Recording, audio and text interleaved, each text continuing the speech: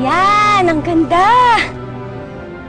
Daddy, gusto mo ba araw-araw kitang dalawin? Kaya lang, dinadalaw ko din si Mommy eh. Alam mo, awang-awa na ako kay Mama Gordon.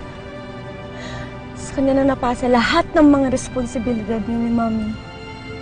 Kung nandito lang sana kayo, hindi na siguro ako pabigat sa kanya. Maalagaan niya yung sarili niya.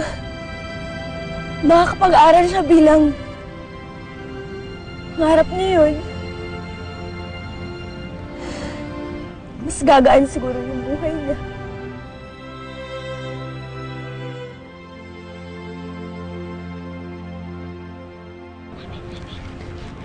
Excuse me? Sino ka? Bakit mo iniiyakan ang papa ko?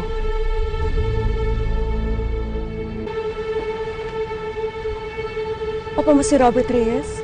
Yes. Papa ko si Robert Reyes. Uncle ko yan, lola ko yan, at lahat ng nakalibing dito, pamilya ko. Well, how about you? Hindi ka naman mukhang kamag-anak namin.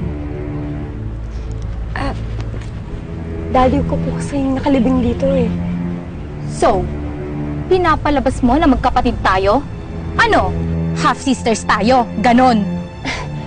Pero Robert Reyes yung pangalan ng daddy ko. Dito daw siya nakalibing, sabi ng mama ko.